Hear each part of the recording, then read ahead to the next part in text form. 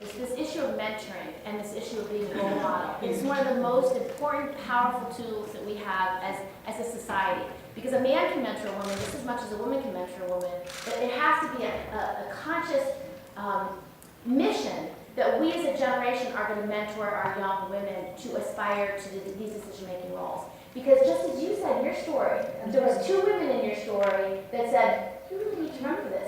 You can do this. That's right. And so how do we create that on a much broader scale? What has to happen among us as a society to say, listen, if the thesis is that when women are making decisions, the outcomes are better, how do we get more women's voices to be considered to the decisions that we make, whether we're trying to create better securities laws so we don't have a financial meltdown, or whether we're trying to decide what's the best way to keep America safe, should we be in Afghanistan or not. Those are important issues that women's voices really need to be heard of. But the thing is, if women are opting out, Senator, that's the problem. That's what we're talking about. And again, this goes back to a conversation I think we had in the hallway there.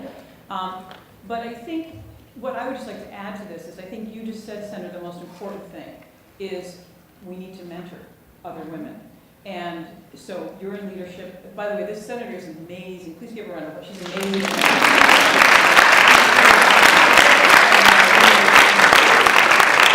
I would say mentoring is key to that. The other thing that I think is very, very important is when we as women have to, and you've already done this in your life, we have to understand that the world won't change until we're engaged.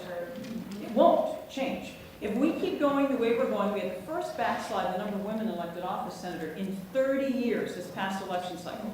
And in the state legislature level, far more devastating change. We're actually going in the wrong direction. So we as women, Senator, need to embrace that the only way things are going to change is if we step up to the plate.